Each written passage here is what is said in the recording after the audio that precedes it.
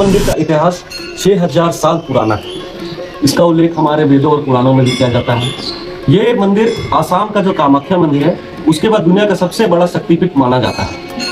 और यहाँ के जो राजा रज थे और उनकी जो रानी रप्पा, उन्हीं के नाम पे इस मंदिर का नाम रखा गया, रजरप्पा। छिन्नमस्तिका मंदिर के कटे हुए सिर को देखकर लोगों के मन में सवाल उठते हैं कि देवी माँ ने अपने कटे हुए सिर को हाथों में क्यों उठाया। तो इसके पीछे भी एक दिलचस्प कहानी।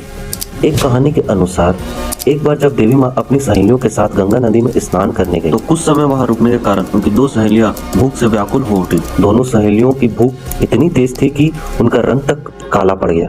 वह माँ से भोजन की मांग करने लगी। माँ ने उन्हें धैर्य रखने को कहा, लेकिन वह भूख से तड़प रही थी। माता ने अपनी सहेलियों का हाल देखकर अपना ही सिर काट दिया। जब उन्होंने अपना सिर काटा तो उनका सिर उनके बाएं हाथ में आ गिरा। उसमें से रक्त की 3 धाराएं बहने लगी। 2 धाराओं को तो देवी माँ ने अपनी सहेलियों की तरफ दे दिया और बची हुई धारा से खुद रक्त पीने लगी। इस मंदिर की कुछ और भी विशेषताएं हैं, जैसे कि मंदिर के भीतर देवी छिन्नमस्तिका की मूर्ति अद्भुत है। उनकी प्रतिमा कमल के फूल पर स्थापित है। उनकी 3 आंखें हैं। दाएं हाथ में तलवार और बाएं हाथ में देवी अपना ही कटा हुआ सिर पकड़े हुए है। देवी के पैरों के नीचे विपरीत मुद्रा में कामदेव और रति शयन अवस्था में विराजे हैं। देवी माँ के बाल खुले और बिखरे हैं। उन्होंने सप्रमाला और मुंडमाला धारण किए हुए। माता आभूषणों से सजी हुई नग्न अवस्था में अपने दिव्य और विशाल रूप में यहाँ विराजित है। यहाँ देवी माँ की पूजा खास तौर से शत्रुओं पर जीत प्राप्त करने के लिए की जाती है।